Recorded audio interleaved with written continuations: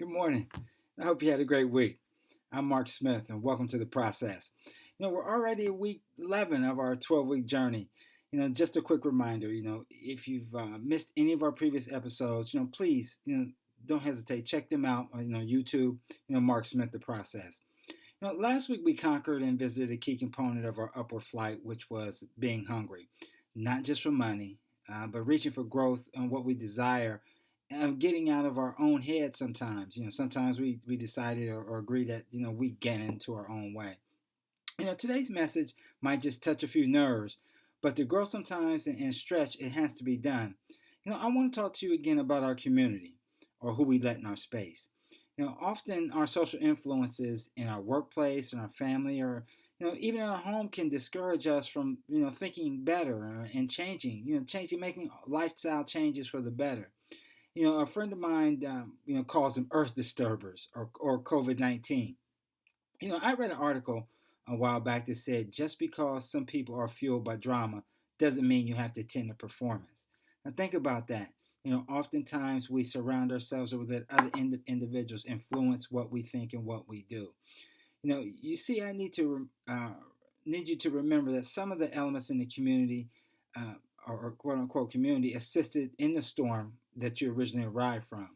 In my many years, I've noticed that some fail to understand the power of knowledge combined with effort and the willingness to step forward.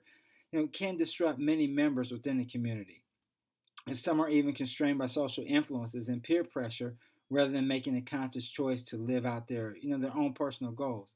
A CEO that's a good friend of mine, calls and regulates individuals in our circle boat management, meaning the individuals that are tied inside of our boat. Now imagine your boat rowing upstream or you're pushing toward or realizing your process.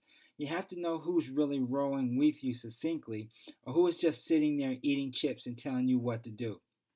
What is sad is without being aware of it, we often internalize the beliefs and assumption of those around us.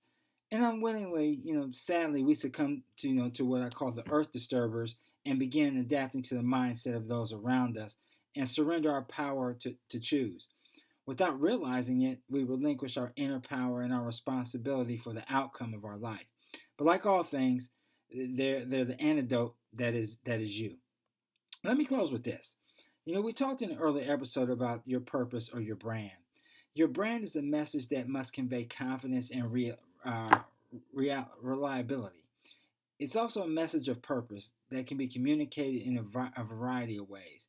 Many of us, which are subtle and unspoken, but its impact often is more powerful than anything else anyone can say. Therefore, our purpose and our process, we must require that we conditionally understand who we are and what is in our community to remain rowing upward in that boat. Now, as always, this may not be for you to hear, but I have no doubt that someone in your community needs to hear this. Join me next week as we wrap up our 12-week journey and unleash the final discussion that I really love. I call entitle it Chess versus Checkers, also known as Problems and versus Situations. Have a wonderful, wonderful week. Please stay safe as things start to open back up. And remember, your why is greater than your situation, which is part of your process. I'm Mark Smith. See you next week.